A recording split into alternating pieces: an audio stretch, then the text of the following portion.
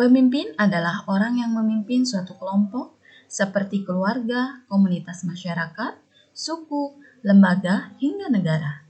Setidaknya seorang pemimpin harus memiliki sesuatu atau minimal seorang yang dipimpinnya.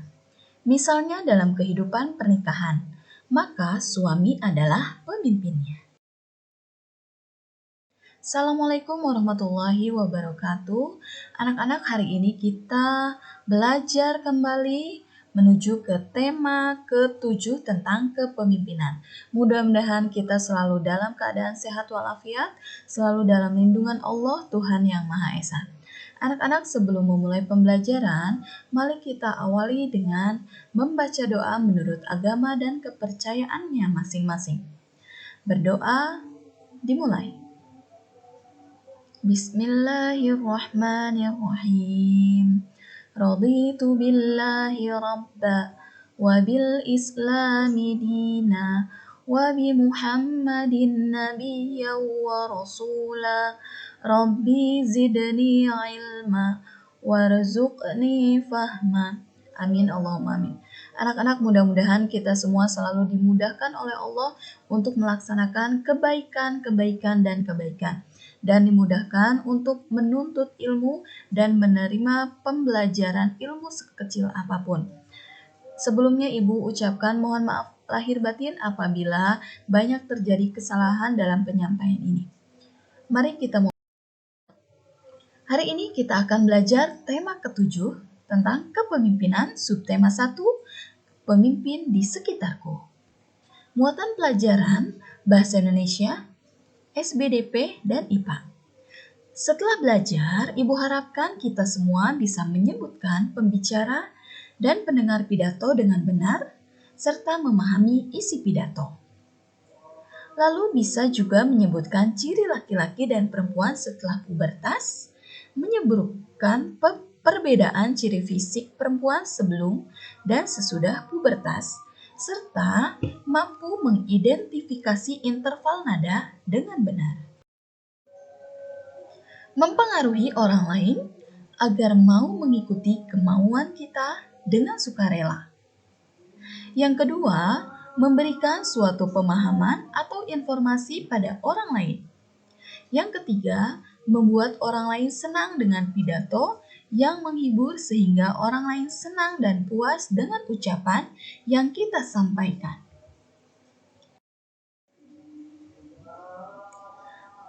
Susunan pidato itu terdiri dari yang pertama salam pembuka.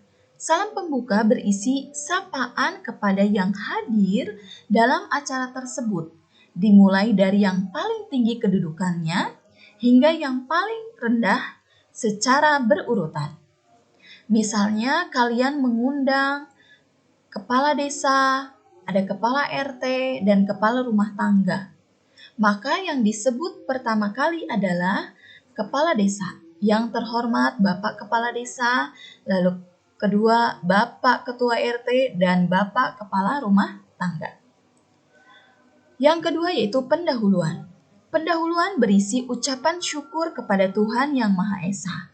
Ya, pendahuluan ini berisi tentang ucapan syukur. Alhamdulillahirrahmanirrahim, pada hari ini kita bisa berkumpul dalam suasana yang bahagia, suasana yang hikmat, dan sebagainya. Lalu yang ketiga, isi atau pokok.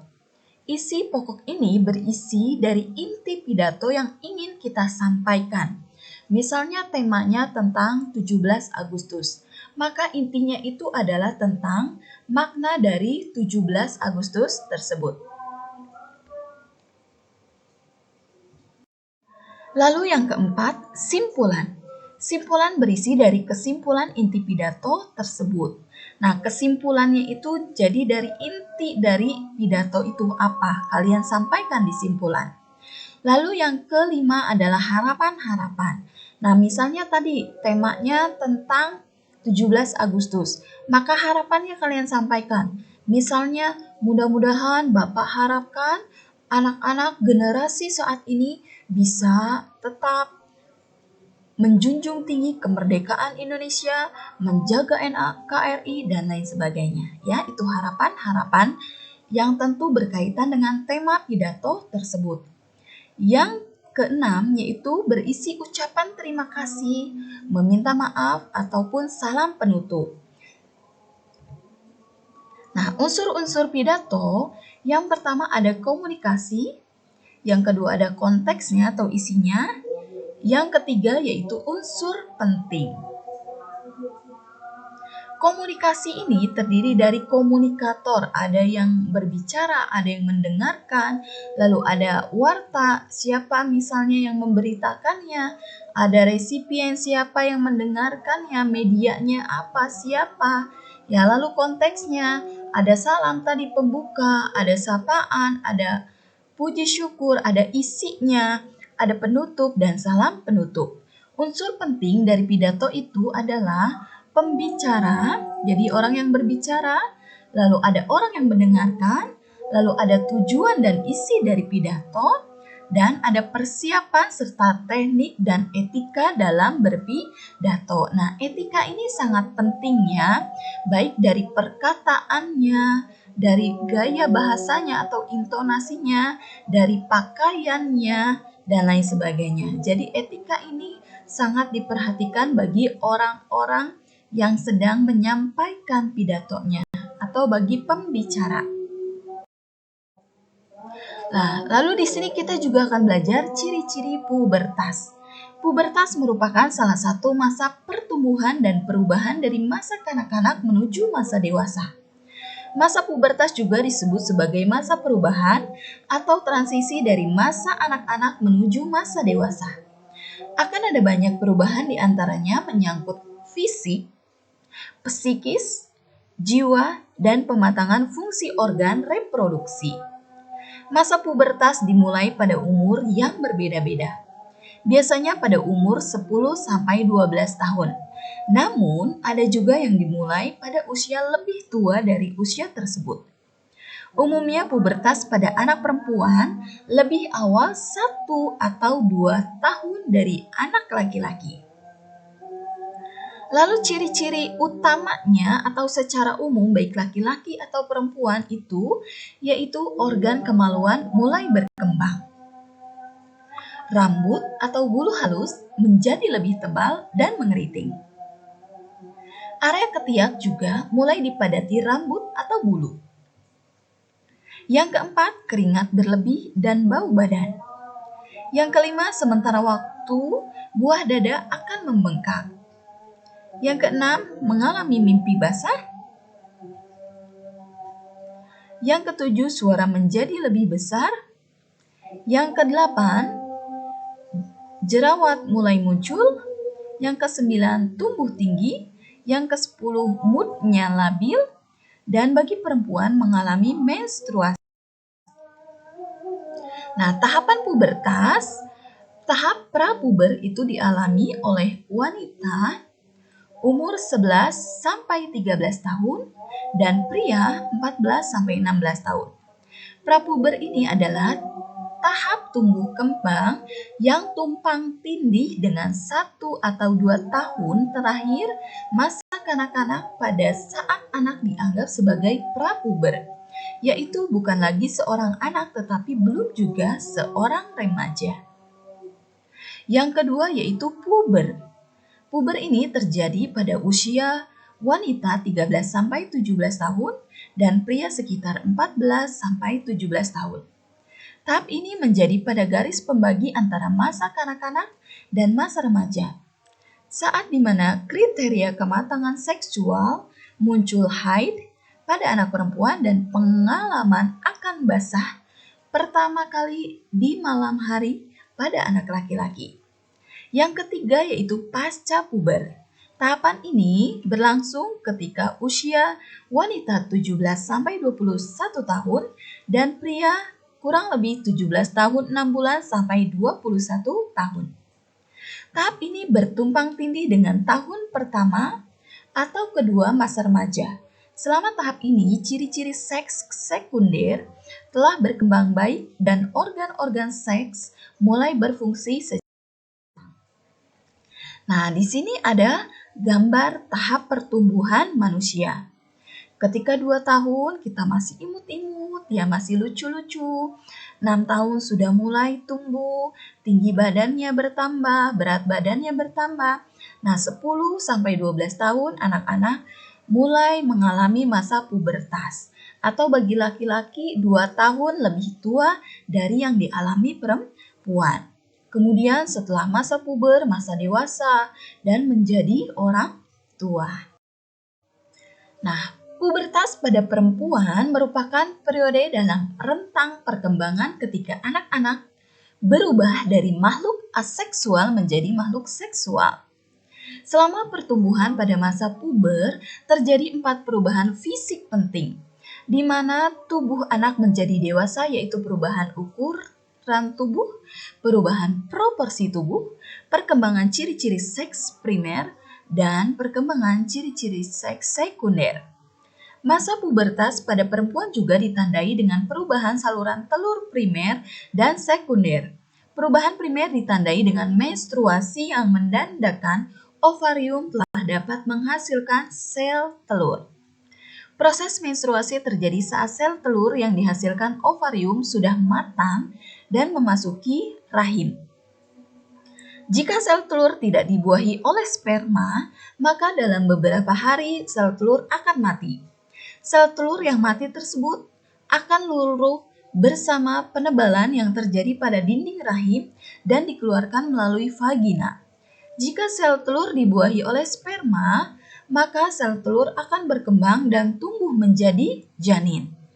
Nah, anak-anak pada masa ini, kalian harus lebih berhati-hati dalam menjaga pergaulan, dalam menjaga berpakaian, ya, agar kita selalu bisa terjaga, agar anak-anak bisa selalu terjaga. Berhati-hati bergaul dengan lawan jenis. Menstruasi pertama terjadi pada usia 10 sampai 14 tahun. Menstruasi biasanya berlangsung selama 3 sampai 7 hari dan terjadi 1 kali setiap 28 sampai 41 hari. Nah, ciri-ciri pubertas pada perempuan. Yang pertama, perubahan fisik dimulai pada usia 10 atau 11 tahun. Lalu yang kedua, perubahan tubuh wanita disebabkan oleh kerja 2 hormon, yaitu estrogen dan progesteron.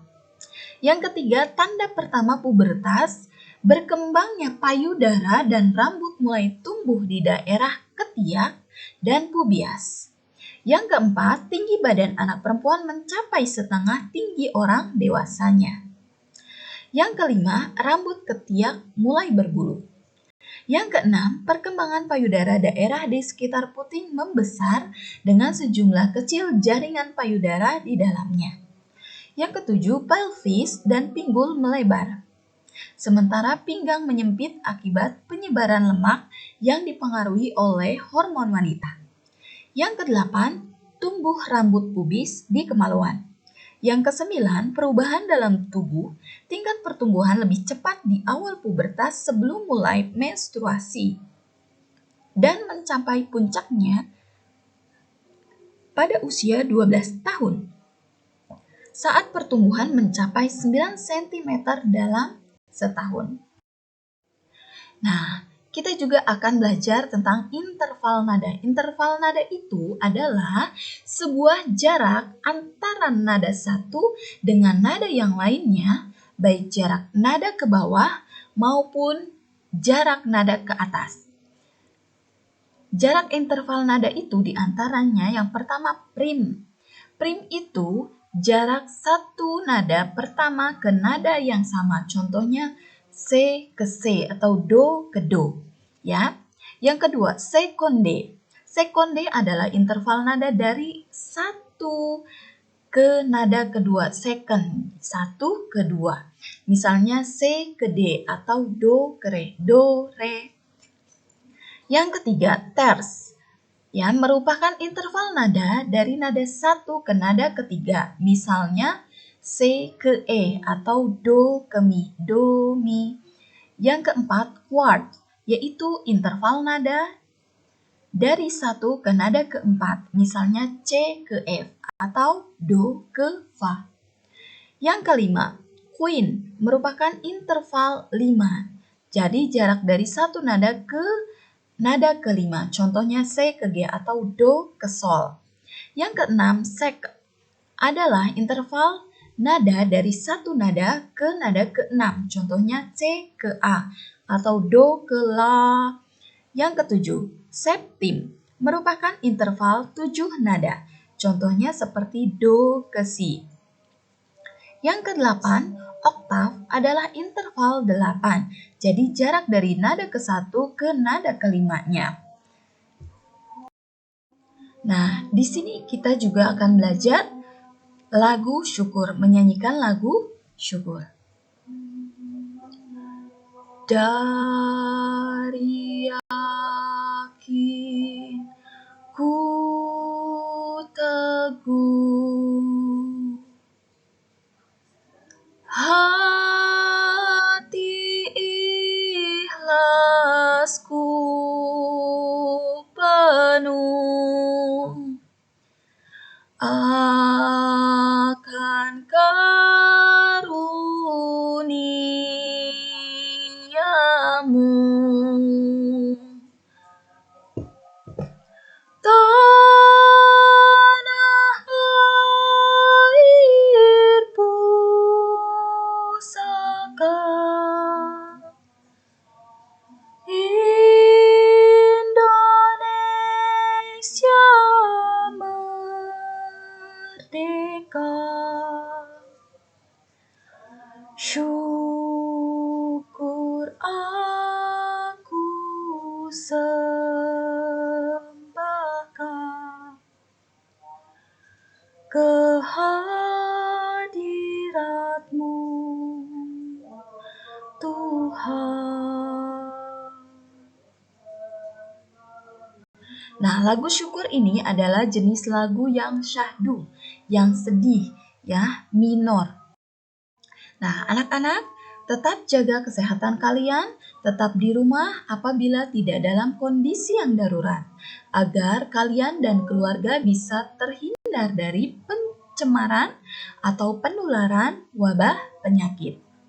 Lalu jangan lupa protokoler kesehatan, agar kalian selalu menjaga jarak, menggunakan masker, mengurangi bepergian, lalu kita berdoa bersama-sama agar bisa kembali ke sekolah dalam kondisi normal, dalam keadaan sehat dan bahagia semuanya. Terima kasih Ibu ucapkan. Assalamualaikum warahmatullahi wabarakatuh. Salam sehat.